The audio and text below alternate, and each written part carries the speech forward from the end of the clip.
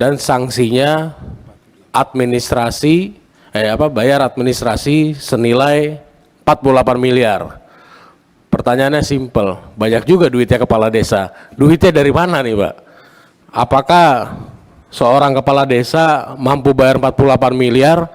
Mulia sekali sih kepala desa ini mau membayar mengeluarkan uangnya 48 M untuk pagar laut gitu. Rina, selanjutnya dari Partai Nasdem, Pak Rajif.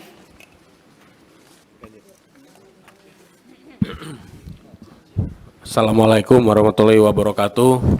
Yang saya hormati Ketua Komisi 4 dan para pimpinan dan teman-teman Komisi 4, Pak Menteri dan jajaran. Saya nggak usah panjang-panjang, Pak, langsung pada intinya aja. Tadi pada paparan Pak Menteri mengatakan para tersangka, sudah ada tersangkanya 2, kepala desa dan perangkat desa. Dan sanksinya bayar administrasi senilai 48 miliar. Pertanyaannya simpel, banyak juga duitnya kepala desa. Duitnya dari mana nih, Pak? Ya kan? Ini jangan sampai jadi masalah baru lagi, jadi blunder lagi di publik. Nah, apakah seorang kepala desa mampu bayar 48 miliar? Mulia sekali sih kepala desa ini mau membayar mengeluarkan uangnya 48 M untuk pagar laut gitu. Nah, saya rasa kita perlu sama-sama konkret, Pak. Di sini kita bukan mau menyerang siapapun, tapi harus ada kepastian hukum dan KKP juga harus berani tegas. Jangan ragu-ragu, Pak. Ada Ketua Komisi 4, tenang aja, Pak. Aman itu, Pak. Mungkin itu aja, Pak, dari saya, dari fraksi Nasdem. Nggak usah kemana-mana. Terima kasih, Pak. Selanjutnya kami persilahkan kepada Saudara Menteri untuk menyampaikan jawabannya. Terima kasih Ibu Ketua. Jadi mungkin secara garis besar saya mencoba untuk yang utama adalah soal pagar laut. Yang telah kami lakukan adalah kami melakukan kerjasama dengan kepolisian. Jadi proses pemeriksaannya pun pemeriksaan juga ikut. Harapannya apa? Kalau di luar, karena kewenangan kita hanya sampai di situ, kecuali nanti undang-undangnya dirubah lagi gitu.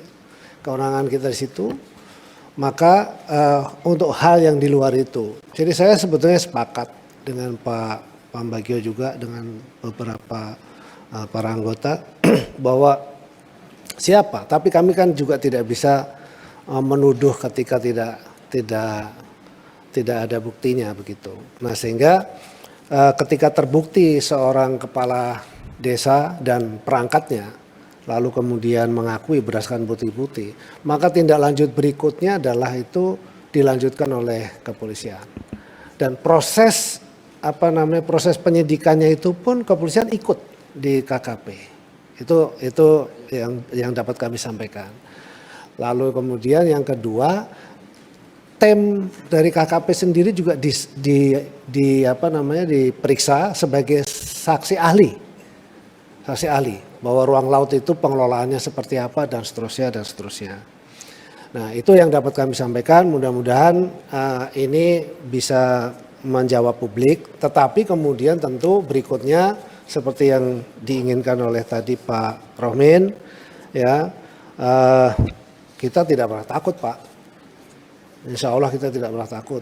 Target dan tujuan kita sudah pasti adalah untuk kepentingan bangsa dan negara, utamanya adalah masyarakat. Nah, tentang 5 kebijakan ekonomi biru, itu ada perluasan kawasan konservasi, lalu penangkapan ikan secara terukur, lalu kemudian budidaya, lalu pengawasan pesisir, pulau-pulau kecil, lalu kemudian adalah pembersihan sampah plastik. Sebetulnya ini semua kelihatannya adalah ekologi, domainnya. Tapi sebetulnya di baliknya itu ada ekonomi. Contoh misalnya pulau-pulau kecil, Ibu, itu bicara soal bagaimana marine tourism itu bisa bergerak ke sana. Nah, dampak yang akan timbul, jadi kita itu terus terang kawasan misalnya pulau-pulau kecil yang indah dan bagus, karena nanti terkait juga dengan lembaga lain yang kita kolaborasikan gitu ya, seperti kayak logistik, infrastruktur dan seterusnya. Dari sisi ekologi merusak atau tidak? Kalau misalnya tidak merusak, itu kita buat prospektus. Nah, kita sudah membuat tim untuk membuat prospektus. Mungkin dalam waktu tidak lama, mudah-mudahan kita sudah memiliki prospektus untuk nomor 1, yaitu soal perluasan konservasi. Nilai ekonominya di mana situ? Carbon trade di situ. Karena konservasi ini adalah tempat pemijahan, lalu kemudian produksi oksigen dan kemudian serapan karbon. Nah, ini ada.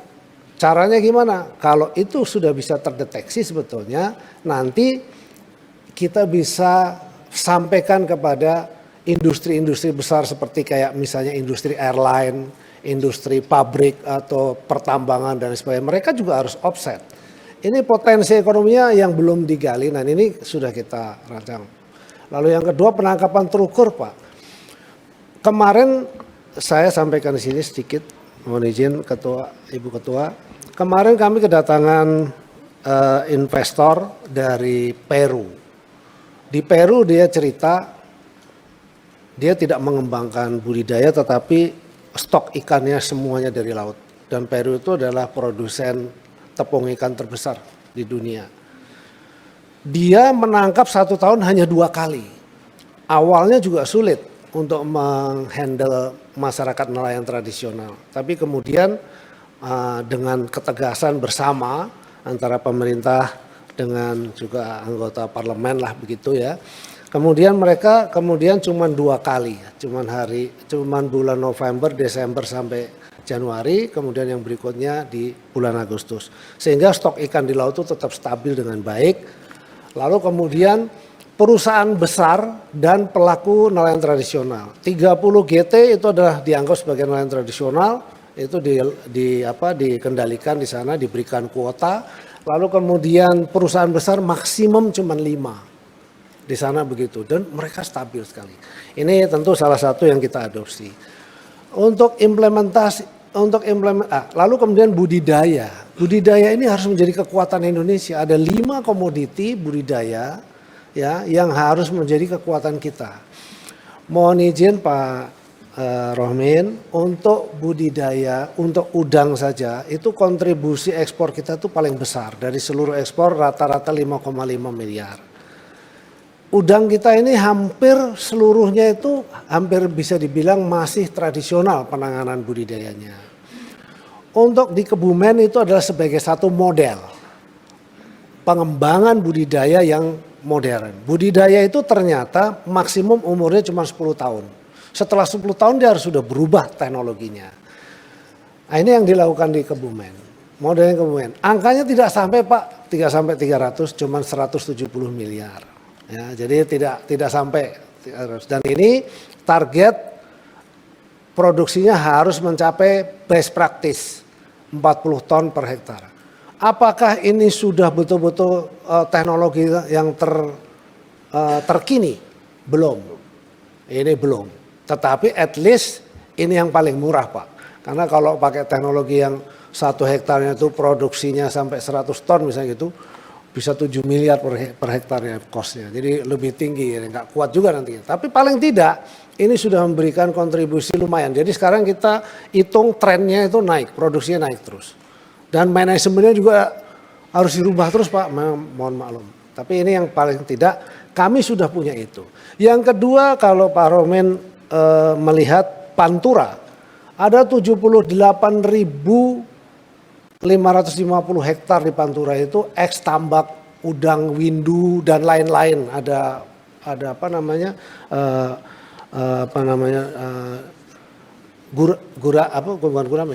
bandeng dan lain sebagainya. Ini sekarang sudah tidak berfungsi dengan baik. Ini menjadi idle, tidak bisa memberikan manfaat ekonomi yang tinggi. Nah, kita sudah buat model itu bisa ditanamin nila salin. Yang nilainya itu dalam kelompok tilapia. Nilai nila salin itu di dunia itu besar sekali. Tadi di 5 komoditi itu kira-kira sekitar lebih dari 14 miliar dolar valuasi valuasi pasarnya nila salin itu. Kita produksi nila itu cuma 1,3, habis 90% mungkin itu dimakan di dalam negeri dan masih kecil-kecil. Nah, ini kita rubah menjadi modeling, kita sudah buat anggarannya cuma 41 miliar, kita buat di Kerawang.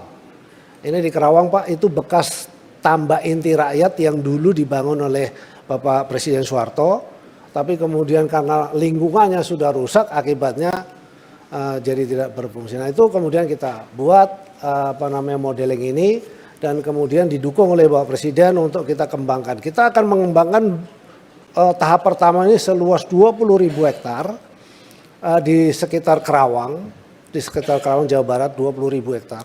Kalau itu bisa terjadi 20.000 hektar itu, maka tenaga kerja at least minimal itu 30.000 tenaga kerja yang di generate di situ. Ini program-program kita seperti itu.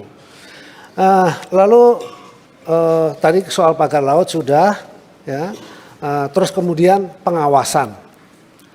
Soal pengawasan, terus terang kami sudah punya program. Kita sebutnya sebagai Ocean Big Data. Ocean Big Data ini adalah nggak bisa lagi lari lah boleh dibilang. Kita bergerak kemana aja bisa ketahuan. Ini sudah kita rancang sejak tahun 2022. Dan kemudian kita mencari pembiayaan-pembiayaan yang lebih tidak memberatkan APBN, tapi kemudian nanti bisa dikembalikan dari PNBP. PNBP yang didapatkan bisa dikembalikan untuk itu. Nah ini sudah kita rancang, alhamdulillah sudah sebetulnya tinggal implementasi saja. Termasuk penangkapan ikan terukur sebetulnya bisa jalan kalau ini terimplementasi. Kenapa? Seluruh kapal penangkap ikan itu harus dipasang teknologi yang kita bisa deteksi dia kemana. Pertama adalah untuk mengetahui jumlah ikan yang ditangkap. Lalu yang kedua adalah dia kalau terjadi sesuatu rescue juga segera bisa bergerak. Emang ideal Pak, harus seperti ini. Termasuk penggunaan ruang laut. Penggunaan ruang laut apabila kemudian ada pelanggaran-pelanggaran. Sudah, tidak seperti sekarang, baru ketahuan setelah rame. Ya mohon maaf, memang pengawasan kita manual Pak. Sekarang ini masih manual, melibatkan pemerintah daerah dan kemudian masyarakat, lalu kemudian ada beberapa penyuluh juga gitu ya, dan kita sekali-sekali keliling begitu. Tapi kita memang masih manual. Nah, walaupun demikian tadi terima kasih. Pak Romin juga sudah mengatakan bahwa kita yang pertama lah melakukan tindakan terhadap itu. Tapi kita tidak pernah menyerah. Yang pasti mudah-mudahan 2026 nanti, karena ini pembangunannya memang mesti integrated. Kalau ini bisa terjadi pesisir, seluruh ruang laut, seluruh kegiatan apapun yang menggunakan ruang laut, ini akan terdeteksi di sini. Lalu yang kedua, kita akan bisa juga mengembangkan namanya ocean accounting. Pertama,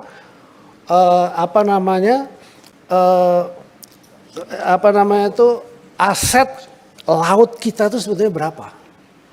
Lalu yang kedua, potensi yang bisa dikembangkan di sana itu seperti apa. Tanpa dia berlawanan dengan ekologi. Karena ekologi harus dijaga. Pertumbuhan umat manusia terus meningkat. Kita menuju 300 juta, daya dukung kita ya segini aja gitu.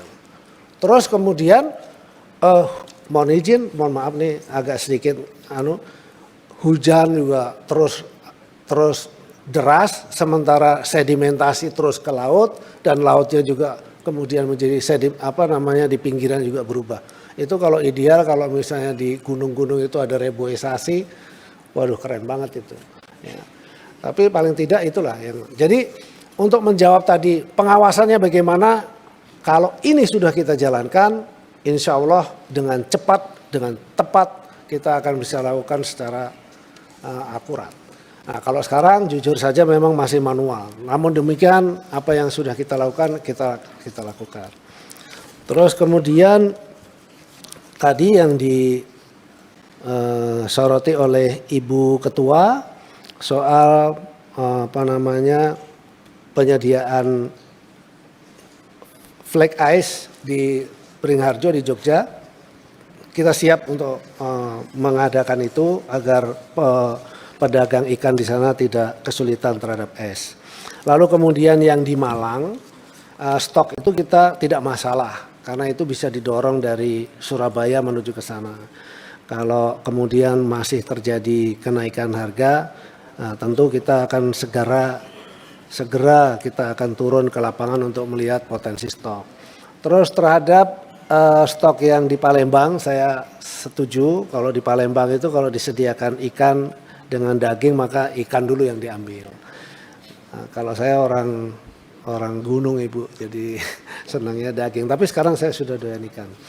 Nah di Palembang itu kami menjamin menjamin bahwa stok di sana, kebutuhan ikan di sana tidak ada masalah. Jadi kalau 107 itu kurang, ya udah nanti kita akan pantau terus Bu bahwa jenis ikan ketersediaan ikan di sana akan dipenuhi.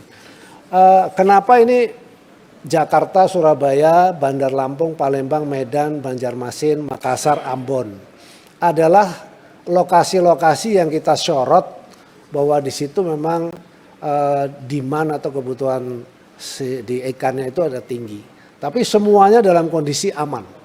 Jadi kondisinya tidak ada yang short di situ. Gitu. Barangkali bisa saja kalau misalnya 1-2 terhadap jenis ikan yang tidak ada, misalnya begitu. Tapi secara overall, secara keseluruhan itu adalah terpenuhi dan aman. Ada lagi nggak ya? Soal PNBP. PNBP tahun 2025 targetnya adalah 2,8 triliun. PNBP ini juga terus terang kita sorotin dari masing-masing, yaitu dari sumber daya alam. Sumber daya alam itu adalah dari, bisa dikeluarin mungkin PNBP, sumber daya alam itu dari perikanan tangkap. Nah ini dilema Bapak, kalau tadi ada pertanyaan PNBP-nya ketinggian, sebetulnya tidak ketinggian. Memang itu salah satu cara yang sebetulnya sudah sangat memudahkan. Kalau dulu di depan sebelum melaut dia harus sudah bayar, sekarang dia melaut dulu, kembali dia dapatnya berapa, baru dia bayar. Harusnya ini sudah paling ideal. Walaupun pada kenyataannya sebetulnya kita kadang-kadang ya dibohongin juga ya nggak apa-apa. Tapi kalau sudah ada ocean big data tadi dia nggak bisa lari kemana-mana. Itu sehingga PNBP targetnya tadi sempat ditanyakan 2025 adalah 2,8. Di mana terdiri dari PNBP sumber daya alam 1,6 triliun, PNBP lainnya 1,1, PNBP lainnya itu yang paling besar adalah dari ruang laut. Jadi kalau dulu ruang laut di 2021 itu hanya 23 miliar kurang lebih, terus kemudian kita bergerak, kita perbaiki semua berdasarkan dengan peraturan dan undang-undang yang berlaku, kemudian meningkat terus. Jadi memang sebetulnya dalam kasus seperti kayak pagar laut, reklamasi yang tidak ada izin, pembangunan hotel, resort di pulau-pulau yang tidak ada izin, itu dulu marak. Dan kita sudah melakukan penghentian dan kemudian atau boleh dibilang ya penghentian itu kasusnya ada 196 kasus. Ya berjalan baik lah, artinya itu yang bersangkutan akhirnya membayar.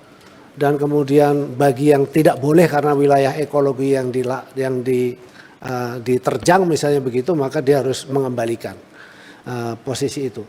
Ini yang menjadi isunya sangat sangat menarik kan karena memang dekat dengan Jakarta dan sangat sensitif di situ. Tapi yang terjadi di tempat lain juga banyak. Namun demikian di tempat lain itu ketahuan, seperti di Bekasi contoh yang paling dekat juga misalnya ada PT-nya. Lalu PT mengatakan, oh ya kami belum paham dan seterusnya, kami minta maaf. Lalu mereka siap membongkar dan siap membayar. Dan itu dilakukan oleh Pak Epung. Ya, Pak Epung. Saya kira demikian yang dapat kami sampaikan. Mudah-mudahan sudah bisa menjawab. Oh satu lagi Ibu Sadah yang Ambon soal PIT tadi sudah saya jawab ya. Mudah-mudahan bisa terjawab kapan itu berlakunya. Apabila seluruh kelengkapan ini bisa diimplementasikan dengan baik, maka penangkapan ikan terukur itu akan bisa berjalan dengan baik. Dan itu tujuan akhirnya adalah untuk kesejahteraan masyarakat nelayan. Dan yang terakhir adalah soal asuransi nelayan. Kita dulu sudah mengalokasikan dan sudah menjalankan itu di era 2021, 2022 dan seterusnya. Tapi kemudian belakangan kami belum mendapat dukungan kembali soal anggaran itu. Kami mencoba untuk meningkatkan PNBP, harapan kami sebenarnya dari situ kita bisa kembalikan dalam bentuk asuransi. Ya kami sedang berjuang. Mudah-mudahan dengan dukungan pimpinan, Ibu Ketua dan Wakil Ketua secara seluruh anggota, ini kita bisa manfaatkan. Karena kalau PNBP kita bisa manfaatkan, kita bisa membangun Indonesia ini lumayan tidak terlalu sulit-sulit begitu. Saya kira demikian, sekali lagi karena kalau misalnya masih ada beberapa yang belum, mudah-mudahan ini sudah semua saya bisa menjawabnya. Dan selanjutnya mohon arahan berikut. Terima kasih. Wassalamualaikum warahmatullahi wabarakatuh.